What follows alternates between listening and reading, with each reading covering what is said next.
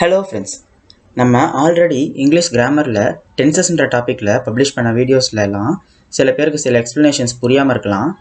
இல்லையே, அந்த வீடியோவில் நீங்கள் சொல்லியிருக்க சின்ன சின்ன எக்ஸ்ப்ளனேஷன்ஸு எங்களுக்கு நல்லா அண்டர்ஸ்டாண்ட் ஆயிடுச்சு அப்படிங்கிறவங்களுக்கு நம்ம சேனல் சார்பாக ப்ரௌட்லி அப்ரிசியேஷன்ஸை தெரிவிச்சுக்கிறோங்க.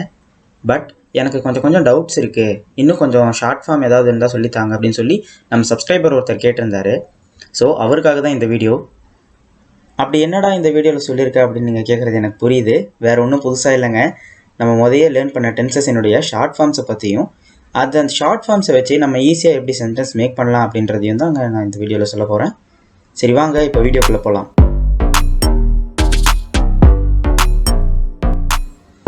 வெல்கம் டு கற்றல் பயன்பாடு.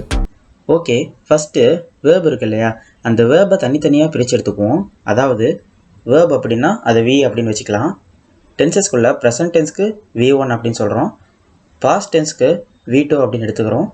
அடுத்து பாஸ்ட் பார்ட்டிசிபிளுக்கு V3 அப்படின்னும் ஷார்ட் ஃபார்ம்ஸை பில்ட் பண்ணிக்கலாங்க. இப்போது பாஸ்ட் டென்ஸ்க்கும் பாஸ்ட் பார்ட்டிசிபிளுக்கும் இருக்க டிஃப்ரென்ஸ் பற்றி பார்க்கலாம். ரெண்டுமே பாஸ்ட்டில் நடந்ததை ரெஃபர் பண்ணுறது தான்.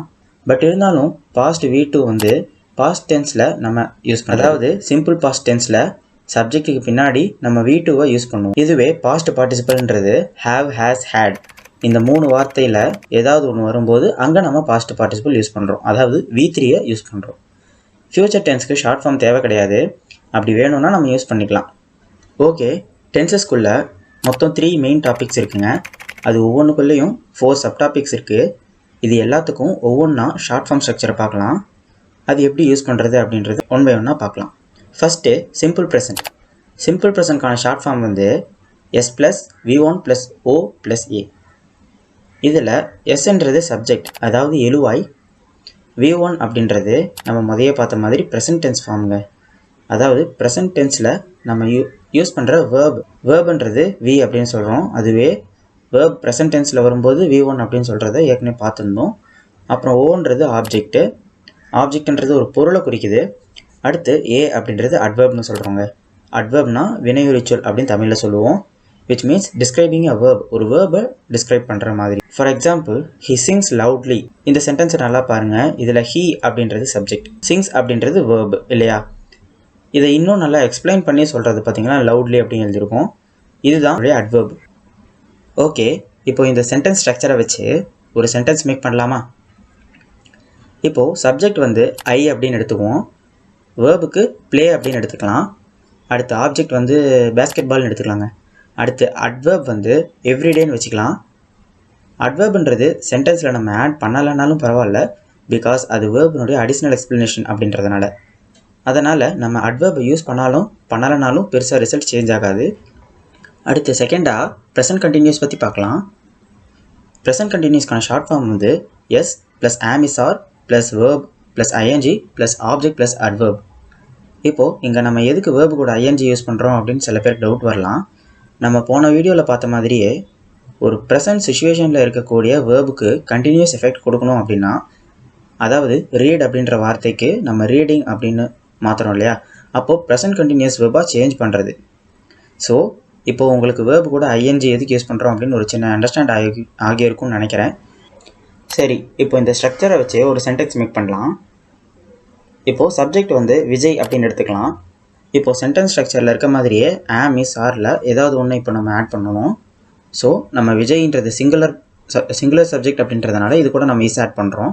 அப்புறம் வேர்ப் வந்து ப்ளே அப்படின்னு எடுத்துக்கலாம். அடுத்து வேர்ப் கூட ing ஆட் பண்ணணுங்க. நெக்ஸ்ட்டு ஆப்ஜெக்ட் என்ன வைக்கலாம், பேஸ்கெட் பால் அப்படின்னு வச்சுக்கலாம். இப்போது ஆப்ஜெக்ட் பேஸ்கெட் பால்னு வச்சுக்கிறோம். அடுத்து அட்வர்ப் வந்து நவ் அப்படின்னு எடுத்துக்கலாம். இப்போது இந்த sentence Vijay is playing basketball now அப்படின்னு வந்திருக்கு.